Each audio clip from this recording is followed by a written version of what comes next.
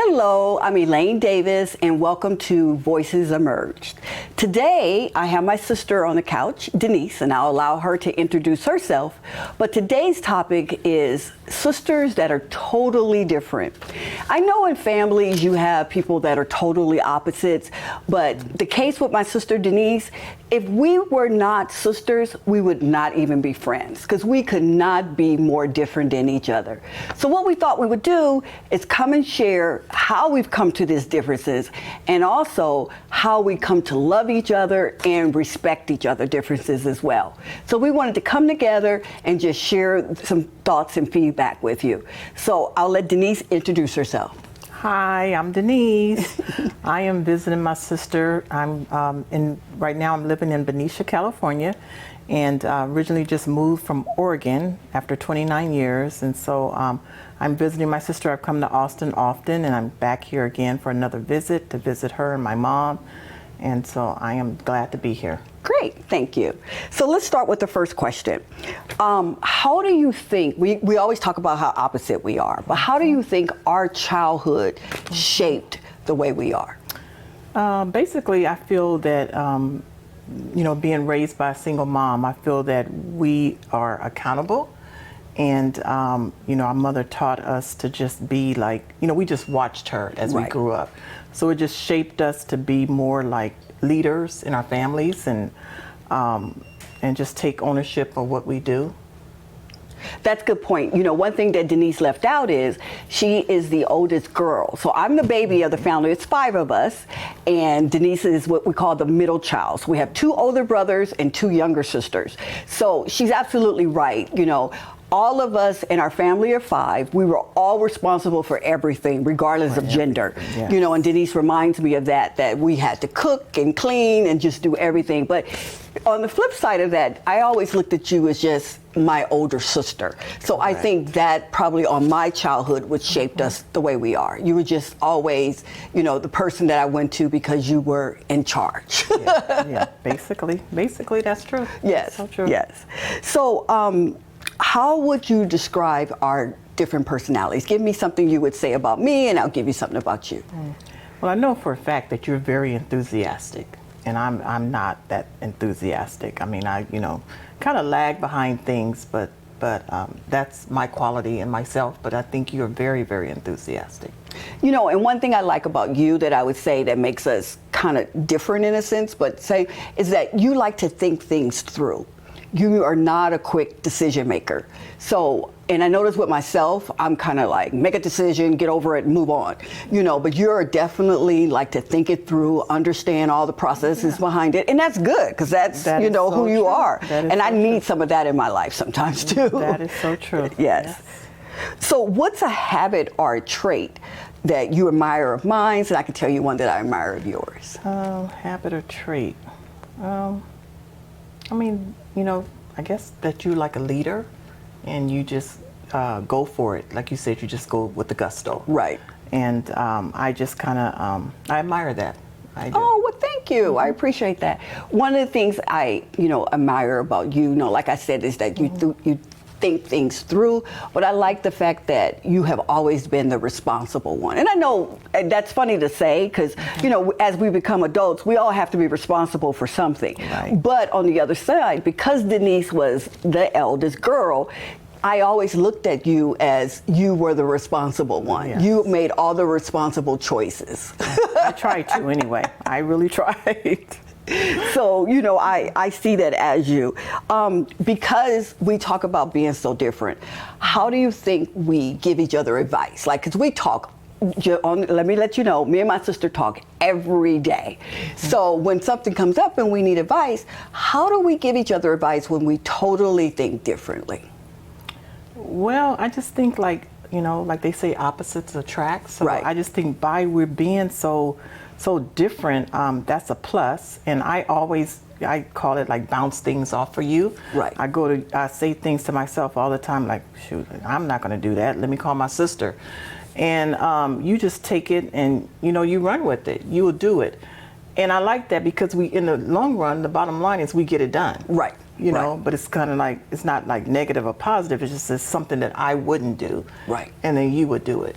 And I think, you know, with that being said, and this is where I go to say that if we wasn't sisters, we wouldn't be friends, because I don't have many people around me that think things through. I tend to gravitate towards people who are more like me, you know, and with Denise, she would give me the perspective and help me think through all the part one, part two, part three of things. And we need that. Sometimes everything can't be a quick and fast decision, you know, so that I do say you being the responsible one and thinking things through is one of the things I definitely admire, that you have that personality. Yes, thank you.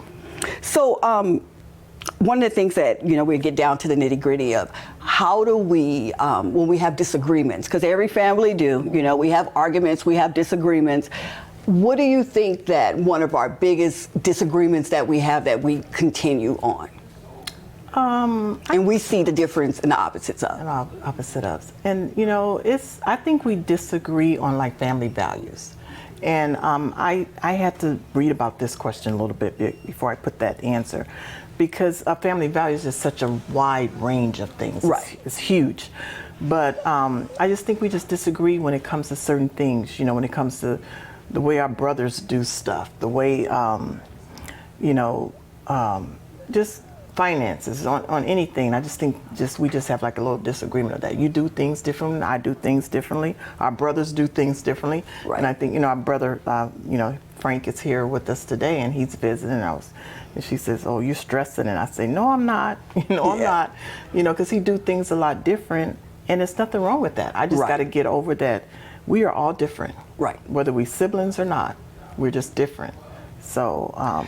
Well, when Denise say family values, I'm going to tell you, be honest with me, I first jumped at that because I was like, what do you mean family values? Like I'm out drinking down the corner and you going to church with your Bible. You know, that's what I think when I say family values. It was hard to answer that because it's so much under that umbrella. Right. You know, it's so much under family values. I mean, and you know, Denise has two adult children, and so do I.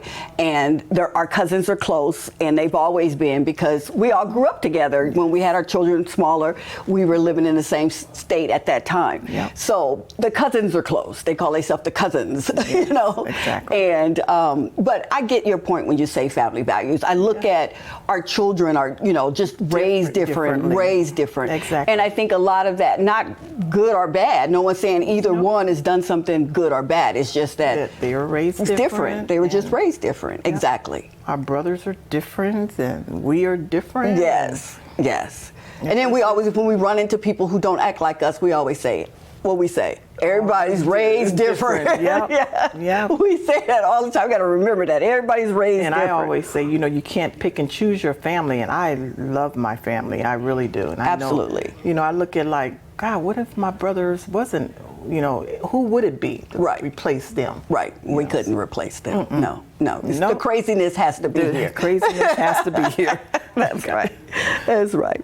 What do you wish you understood better about me? And then I can tell you something that I think what I wish, now I'm going to go first on this one.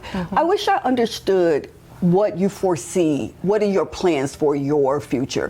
And I say that, reason why I say that now is because Denise is, you know, lives with her adult children, with her grandbabies in California, and I think that's wonderful. But what do you foresee your future to look like? I have no clue. I am one that I always say I'm a faithful believer to take one day at a time.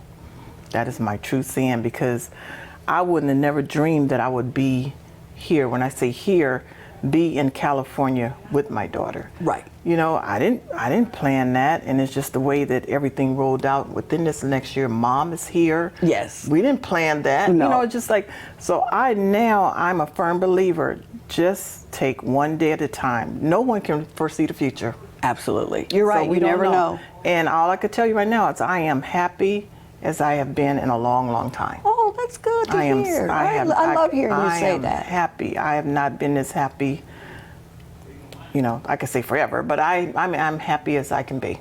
Oh, I love hearing you say that. Yes, See, I didn't realize that, Yeah. and from another perspective, we think, well, she's living with her daughters, helping with her grandchildren. Is that gosh, something no. she wants to do? Yeah. And, from another perspective, you're like, this is the best living of my life right now, Right. And you said the key word, right now. Right now. Right. So who knows what? Who knows? Yeah. Next week it might be different. Next Monday might, I don't know. Right. But we're talking about the moment. Yeah. That's true. Exactly. So what do you think about me that's something you wish you understood better? Okay, and again, I kind of struggle with this one. I know that you're going through a little illness and stuff like that. And right. I don't know. I mean, I pick up books all the time and I read about, lupus and I read about this. And I just wish I knew, sometimes I wish that I could pray, let me just feel it. Oh, so you can see what I'm going and through. I can understand it more. Let me just, God, just give me a little bit of the pain right now. And then when I pray, I know what I'm praying for. I know what I'm praying for now, but I don't know how severe it is. I know what the books tell me. Right. And that's why I asked you, what's your pain level today? 1 to 10, you say 10. And I said, gosh, I had some ailments years ago and I was a 10. So is she in that pain that constantly? So I don't know. So I wish I would understand, because you can only tell me so much that your body is doing. Right. Absolutely. Oh, I appreciate you for saying that. Yeah, and I know that, as family, we don't want to see no one go through anything. But, and I do try to tell you, but then sometimes when you're sick, you just don't even want to be talking about it, So I do need to note to self, do podcasts on sickness and health and how to handle it with the families, because that's a big issue. Yes. I agree. Yes. So put that one down. Yes. Okay. So when you think about the opposite natures that we have, because we just used our time talking about how opposite we are, but then, things we admire of each other. What do you think that has kept us close and how we are as far as our sisterhood? Oh, our communication, definitely. We always talk. No matter what you're going through, no matter what I'm going through, we talked. Right. So I think that's like the thread to the needle to keep us close. Right. Absolutely. It's our communication. Yeah. And I want to say that, me and Denise are sitting here smiling and saying, these things, but, in family, you have conflict. And we have had it where, she didn't agree on something that I wanted to do or vice versa. Exactly. But then the biggest thing, like you said, is that we have to have that continuous communication. And one thing that I can say we taught our children, what I'm going to say this collectively, is to say how they're feeling. And to let the other people know what is on their mind and what's on their heart. Because my daughters do it, your son and daughter do it, and that's some of the things that I think is a big plus in our overall extended family. Yeah, letting them know, I'm here, you can talk to me about anything. I tell my son that everything. It's something, nothing you can't tell me. Yes, and I tell that to my daughters all the time. So. And they come to me with, things like, Mom, can you step away and talk? Or Mom, can you do this? Yes, absolutely. So I think that's what do you think that, where did we get that trait from? Because I'm going to be honest, I don't know if it came from our mom or our upbringing.